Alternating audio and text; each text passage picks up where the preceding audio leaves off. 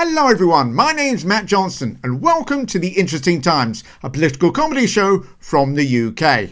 Now there is so much to get through this week, but let's start with the fact that also at the end of last week's show I had a special announcement that there would be a weekly EU Brexity type of slot at the end of the show. Well, I lied. We're going to have one at the beginning of this show. Why? In 2016, Britain voted to leave the EU. And there was euphoria amongst Vote Leave. Not quite sure it was youthphoria. Anyway, to celebrate and to show there are no hard feelings, EU, I bought a celebratory cake from France, although it's apparently stuck at customs. Just need to fill in a bit of paperwork.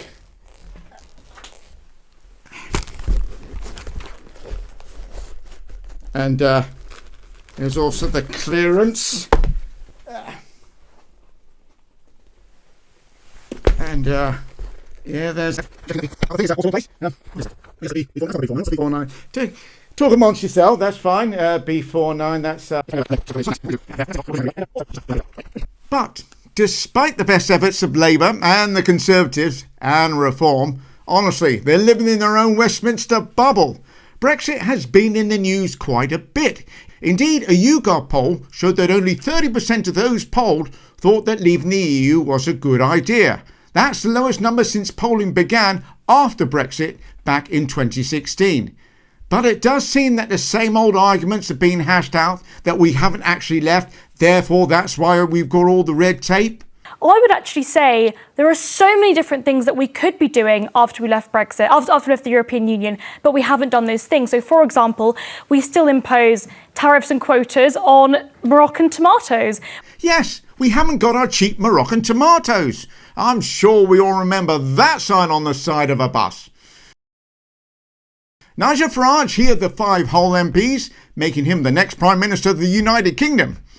After Keir Starmer, Kemi Badenoch, Ed Davey, the SNP, the Independents. After all those parties, he's in a pretty strong joint 6th largest party in the House of Commons.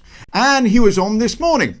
And the snake oil salesman and lion reptile made it clear what the problem was. I'm as disappointed with the way it's been delivered as anybody, and that's why I'm sitting here today. That's why I've come back into it. We need to finish the job. I can't be the only one thinking that sounds worryingly like a threat, surely. Farage there, the only person that can make a political philosophy sound like a serial killer returning to deal with the family tied up in the basement. Not everyone's been sold on the sunlit uplands though. Former Tory MP, now a Tory Lord, who's had more jobs in Thatcher's cabinet than he's had hot dinners, thinks it's going badly. I think that the creation of the single market was Margaret Thatcher's greatest achievement. And it was a culmination of the determination that war should be eliminated from the landmass of Europe. I was rather keen on these ideas, and I am appalled by Brexit. As does Star, the UK apprentice and founder of Amstrad, or Alan Michael Sugar Trading, RAD. It is now the full ramifications of us not being in the European Union is starting to really take its toll. But if I was the Prime Minister, I would be coming along on my bended knees and asking to be allowed back in. Bearing in mind he'll be 78 in a couple of months' time, that's a big commitment. At that age, it could be a one-way trip. The biggest disaster in my lifetime was us leaving the European Union. And again, bearing in mind he'll be 78 in a couple of months' time, his lifetime also includes rationing from World War II, the London smog and shingles. That's quite the assertion, but not too distant from the economic truth. In fact, Brexit is so hated, and it was so hated so quickly, it's actually worse than the Vietnam War. I love the smell of Moroccan tomatoes in the morning. But those guys were a bunch of Ramonas that never even gave it a chance. So what about those that championed this patriotic venture? Let's hear now from ex-Tory MP and divorced dad loving the single life, no really, Steve Baker. About this time of year for the last 5 years, I've been asked about the anniversary of our exit from the European Union. I'd read something by an author who voted Remain. And here it is, it's Utopia by Ross Clarke, and it's got some really meticulous analysis of the economic impact of Brexit, particularly in comparison to Treasury forecasts and what was said during the Remain campaign. If you want to know what's going wrong, please do have a look at John Moynihan's Return to Growth, another really meticulous analysis of our economic problems. You idiot, Baker. Call yourself a Tory. You're supposed to be trying to flog your own book, not other people's. Come on. 10 years to save Unleashed. Coming to a bargain bin near you. Or indeed, bin. And we can't talk about Brexit without asking bathed in fluorescent red, white and blue. And that's just the presenters. GB News. To all those telling me to stop giving them airtime, I'm so sorry. I genuinely want somebody to come along and say, this is something positive that's come out of Brexit from 5 years ago. A lot of people that I speak to said that if they had the choice again, wouldn't vote for Brexit. They'd vote to stay. Well, surely Brexit has been a good thing. Has it been good or bad? It's been bad. Whenever I hear Brexiteers speaking about how Brexit has been going for the country in the last 5 years, reminds me of being in university and listening to communists saying how communism has never been tried before. We will just need to be given one more opportunity. We didn't have the right leaders. And how did the newspapers celebrate this occasion? By losing their shit, of course, having lost their minds some time ago. This is all really they've got left.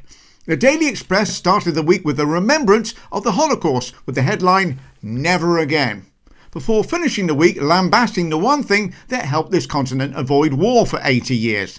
The Daily Mail sought out the opinion of their resident columnist, an only man in this country who would lose a fight to Jacob Rees-Mogg, Quentin Less, who started with the headline, Brexit has been a success and here's why, ... and then hid it behind a paywall.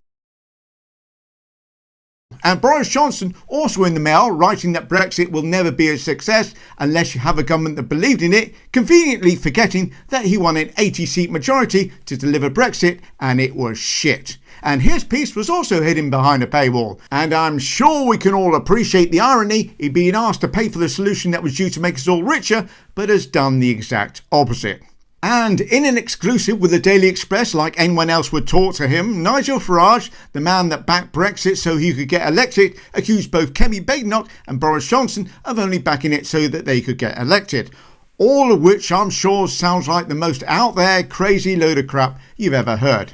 But not to be outdone, the Telegraph, of course, celebrated this milestone. Well, this week marks 5 years since Britain formally left the European Union. Can it really have been 5 years? Freedom Day, Camilla. Freedom. Wonderful. Do you know what? I bet you were out there with your balloons. I was there with red, white and blue bells on, I can tell you.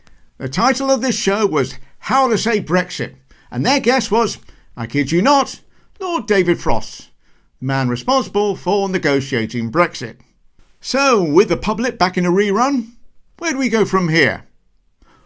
Well, it's a real pleasure to be here today for these sets of meetings that we have this afternoon. I firmly believe that the British public wants a return to pragmatic, sensible leadership when it comes to dealing with our closest neighbours. Keir Starmer wants to reset our relationship with the EU.